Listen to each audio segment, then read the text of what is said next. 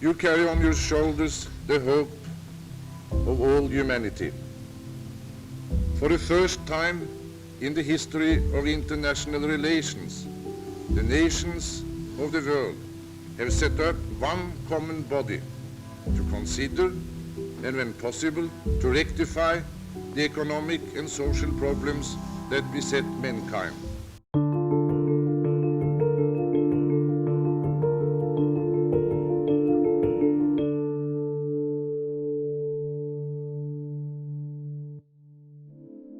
Welcome to Into the Vault, 75 years of UN audiovisual heritage, where you will have a chance to explore hidden treasures from the United Nations Audiovisual Library.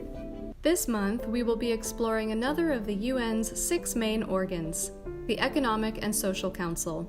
The UN Charter established the Economic and Social Council in 1945 as one of the 6 main organs of the United Nations. The drafters, particularly of the Economic and Social Council,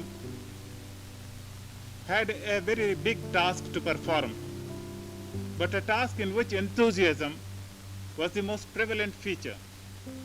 A task in which they realized that the hopes of world peace depended upon the manner in which the economic and social problems facing the world and of individual nations could be solved.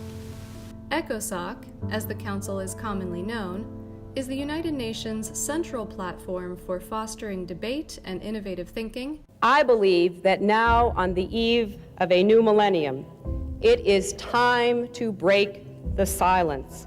It is time for us to say here in Beijing, and for the world to hear, that it is no longer acceptable to discuss women's rights as separate from human rights. Forging consensus on ways forward.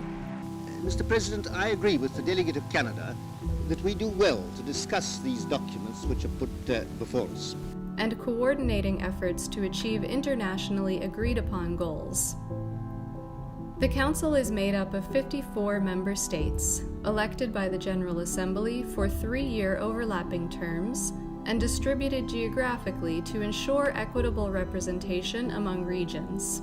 ECOSOC brings people and issues together to coordinate humanitarian action through the UN's Sustainable Development Goals, a blueprint to achieve a better and more sustainable future for all. The many subsidiary bodies overseen by ECOSOC include regional and functional commissions, such as the Economic Commission for Africa or the Commission on the Status of Women. Let us never forget that our Charter proclaims the equal rights of men and women, as well as expert bodies, both governmental and personal, including the Permanent Forum on Indigenous Issues. Many of ECOSOC's specialized agencies may sound familiar. With over 1,000 locations across the globe, chances are that any traveler has visited a UNESCO World Heritage Site. The World Health Organization coordinates large-scale response to global health emergencies, while UNICEF provides humanitarian and developmental aid to children in over 190 countries and territories. ECOSOC has also created other entities such as UNAIDS, which has led, since 1996, the global response to HIV/AIDS, tuberculosis, and malaria, illustrating the Council's ability to react to and address emerging issues and crises.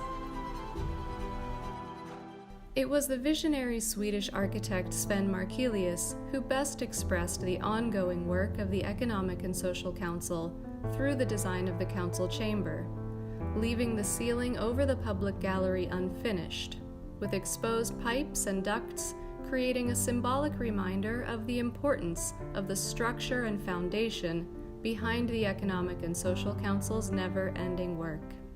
Thanks for joining us. We hope you have enjoyed this glimpse into the vault and into the history of the United Nations. The Audiovisual Library's mission is to provide access to and preserve the audiovisual archives from over 75 years of the history of the organization. For more information and for access to more audiovisual heritage materials, visit us at www.unmultimedia.org. Stay tuned for more treasures from the vault.